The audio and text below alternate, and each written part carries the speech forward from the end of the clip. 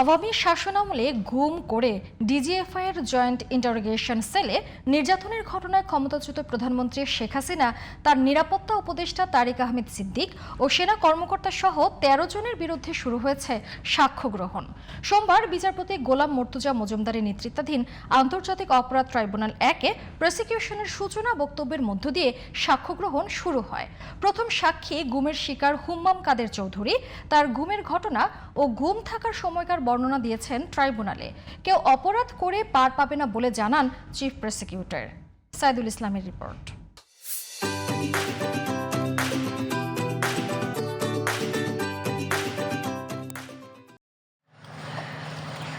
দেশের ইতিহাসে প্রথম গুমের মামলা, যেখানে ৫টি ঘটনায় মোট ২৬ জনকে গুম ও নির্যাতনের অভিযোগে সাবেক প্রধানমন্ত্রী শেখ হাসিনা, তার উপদেষ্টা তারিক আহমেদ সিদ্দিক ও ১১ সেনা কর্মকর্তা সহ ১৩ জনকে আসামি করা হয়। অভিযোগে বলা হয়েছে, এসব মানুষকে ২০১৫ সালের ২২ অক্টোবর থেকে ২০২৪ সালের ৫ আগস্ট পর্যন্ত বিভিন্ন সময়ে গুম করে জয়েন্ট ইন্টারোগেশন সেল বা জেআইসিতে নিয়ে নির্যাতন করা হয়। তাদের মধ্যে সোমবার প্রথম সাক্ষ্য দেন গুমের শিকার বিএনপি নেতা হুম্মাম কাদের চৌধুরী। এর আগে সূচনা বক্তব্যে চিফ প্রসিকিউটর তাজুল ইসলাম বলেন, বাংলাদেশে কেউ আর অপরাধ করে পার পাবে না। এর মধ্য দিয়ে আমরা জাতির কাছে একটা মেসেজ দিতে চাই। আন্তর্জাতিক অপরাধ ট্রাইব্যুনাল জাতির কাছে যে প্রতিশ্রুতি ছিল বাংলাদেশকে বিচারহীনতার সংস্কৃতি থেকে মুক্তি দেয়া, যারা এরকম নাগরিকদের ধরে নিয়ে ক্রমান্বয়ে ন্যায় করে দিত, সেই পারপিট্রেটারদের, সেই আসামিদের বিচার বাংলাদেশে নিশ্চিত করা হচ্ছে এবং নিশ্চিত করার মাধ্যমে বাংলাদেশে ন্যায় বিচার নিশ্চিত করা হবে এবং এটি প্রতিষ্ঠিত করা হবে। কোনো অপরাধ করে বাংলাদেশে পার পাওয়া যাবে না, তার সুবিচার এবং ন্যায় বিচার নিশ্চিত করা হবে। অভিযোগ গঠনের আদেশটি পুনর্বিবেচনা চেয়ে গ্রেফতারে থাকা ৩ সেনা কর্মকর্তার আইনজীবীরা একটি আবেদন করলেও তার শুনানি হয়নি। চার্জ ফ্রেমিং আদেশের বিরুদ্ধে একটি রিভিউ করার 7 দিন সময় দেয়া আছে। সেটার জন্য যে সার্টিফাইড কপির প্রয়োজন পড়ে, সেই সার্টিফাইড কপিটি আজ অবধি আমাদেরকে দেওয়া হয়নি, আমরা আবেদন করার সত্ত্বেও।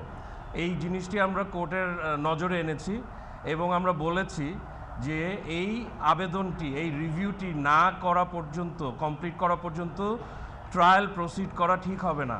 এদিকে জুলাই আন্দোলনে নারায়ণগঞ্জে ১০ জনকে হত্যার ঘটনায় আলোচিত সংসদ সদস্য শামীম ওসমান সহ ১২ জনকে গ্রেপ্তার করে ২৬ জানুয়ারি হাজির করতে নির্দেশ দিয়েছে ট্রাইব্যুনাল। অভিযোগ আমলে নিয়ে এমন নির্দেশ দেয় আদালত।